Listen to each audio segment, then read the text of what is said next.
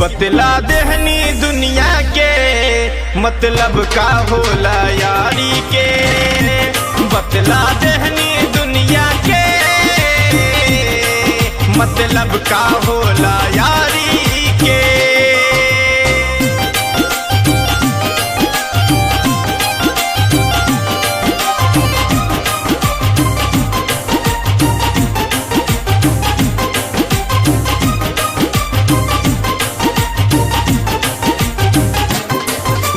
कंठी माला खूब सुहाला रास रचावे वाला जी।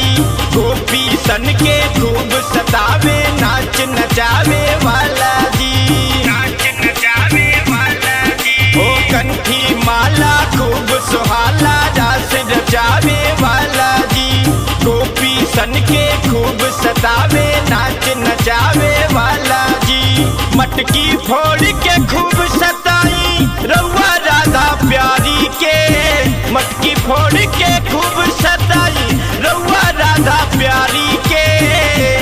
बतला देहनी दुनिया के मतलब का होला यारी के। बतला देहनी दुनिया के मतलब का होला यारी के।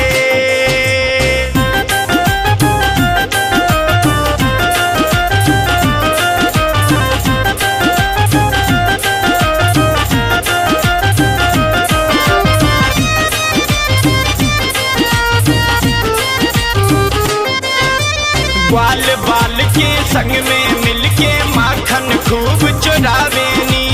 यशोदा मैया से छुप छुप के रउआ भोग लगावेनी। ग्वाल बाल के संग में मिलके माखन खूब चुरावेनी। यशोदा मैया से छुप छुप के रउआ भोग लगावेनी।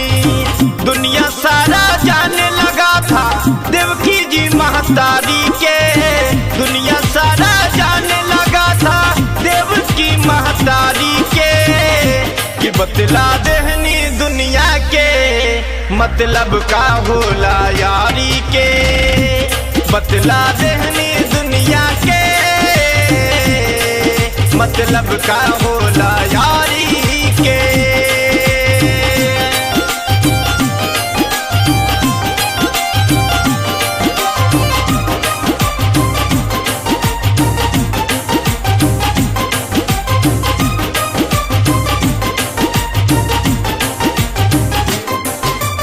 गैयन संग में मस्त मगन बंसी के तान सुनाई ले। सखियन संग राधा के मन के रउआ खूब लुभाई ले। गैयन संग में मस्त मगन बंसी के तान सुनाई ले। सखियन संग राधा के मन के रउआ खूब लुभाई ले। पृथ्वी महिमा गावे ले अब ता कान्हा कृष्ण मुरारी के।